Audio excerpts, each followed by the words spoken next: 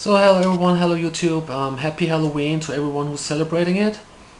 I just don't want to miss the opportunity to make a Halloween special for you guys, and I have a game review for you ready. And this is a very special game. It's actually the very horror related game I've ever played. Although there was a time before Nintendo and Game Boy, I was only used to play point and click adventures by LucasArts, and then my mom, she gave me this game, and it just changed my whole life.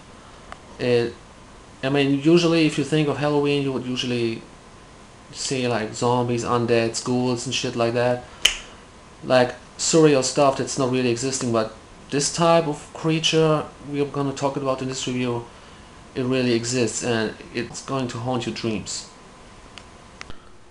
I have always wondered why Disney is written all over this game. It's like they made this. It's hard to believe that a company like Disney, who is responsible for fantastic and happy movies like The Lion King or High School Musical, how they can be involved into a game like Arachnophobia. How could this happen? But it turns out that by looking on the back of the box, Disney wasn't the developer, it was Blue Sky who created this game, and Disney only published it. But it's still unclear why Disney was so keen on having their name written all over this game, when they weren't even involved into the development of the game. I have always hated it to play this game, and even today I'm neither very fond of it. You begin your rampage in Kanaima, the town where it all started.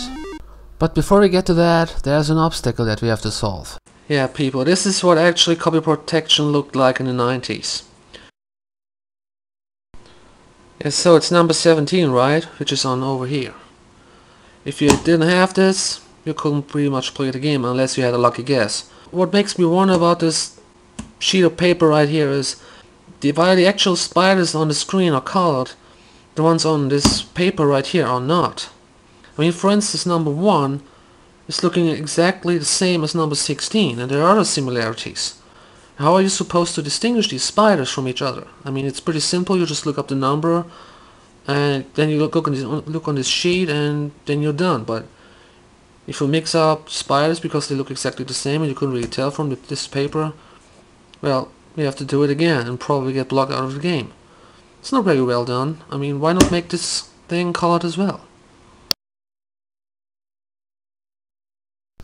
So if you get that right, we hear a little happy song playing, and then it's on to the game. Well, the game concept is pretty simple. You just go from city to city and exterminate spiders. You do this by entering one of these 15 buildings that you see on this map, and you destroy a cocoon inside of these buildings that, once you've done, it will reveal information on your bug-o-meter on the bottom right of the screen. And that one will tell you in which building the queen is possibly located. So if your bug-o-meter is pointing to the southwest, it is very likely that the queen is located in a house that is southwest of the one that you've just cleared. Now, facing the queen directly is possible, but not very recommended. So you will have to enter various buildings to watch out for a spray can like this one, because if you combine this with fire, it is very effective against spiders for a very short time. So you should only pick the matches up if you are ready and if you have made sure that you're in the right building with the queen.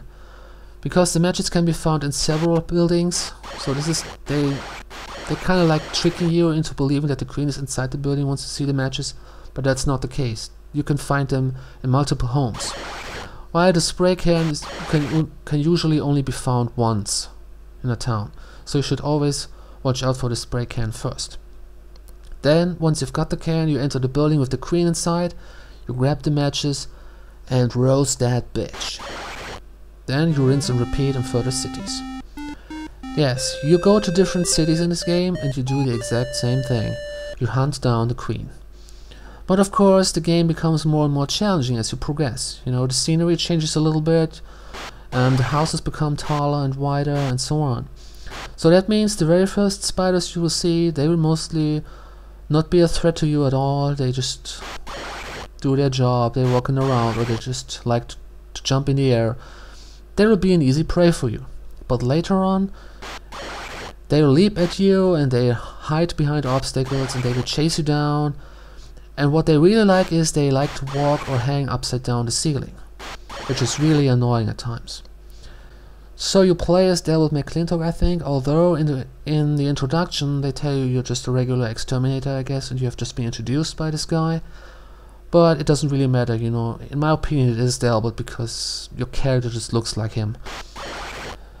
So he's got that special suit that allows you to get bitten 3 times before you die. So if you get hit by a spider, that's not the end. And trust me, you don't really want to get hit, because the sound that plays when you get hit or even die, it sets thieves on edge. I'm not kidding, it's really that bad. And the queens, of course, they require less hits to take you out, usually just 2 or even just 1.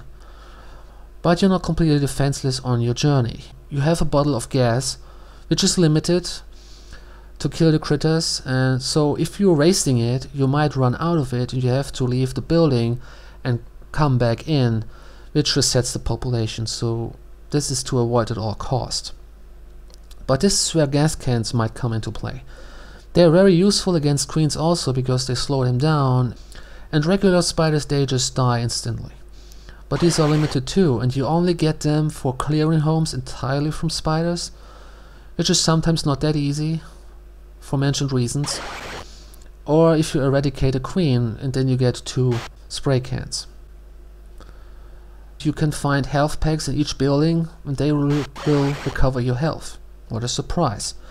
And if you think you are the man, you want to save some gas, you can try to jump on the spiders and kill them with your shoes. But please, kids, don't try this at home, especially if you're barefoot. You know, it might not be a good idea to jump on a black widow, you know, I don't know. I don't think it's going to work. Now, the game has very special requirements. It requires a PC or MS-DOS version 2 or above. Whoop-de-whoa. So it does not run on the newer or even any operating system that I know, so DOSBox is your friend. And with a game at the age of no less than 18 years, it's quite obvious that both game graphics and sounds aren't that great. I mean, especially the sound is quite poor because there's almost no music running in the background. But what's worth mentioning is that Blue Sky, they really tried hard to vary the level design, because you go in churches, supermarkets, schools, hospitals. They really did quite a good job on the level design. But of course, it just comes down to the basic action, which is blasting spiders away. So if you do well, you will save America, and who for once doesn't want to do that once in their lifetimes? I mean, usually it's America saving us, the world.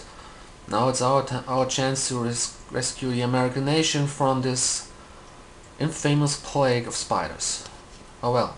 This wraps up Arachnophobia for the PC. It was released in 1991, published by Disney, and yeah, you can beat the game, but after that you will enter a very special level, and I just don't want to spoil this one for you because it's just so strange and so weird. I don't even understand why Blue Sky put something like that in this game. Probably they want to tell us a hidden message like, you can win the fight, but you will never win the war against insects and other creatures of that type. But whatever, happy Halloween, and see you quite soon for another review, this time a more recent game on the PC as well. See you then.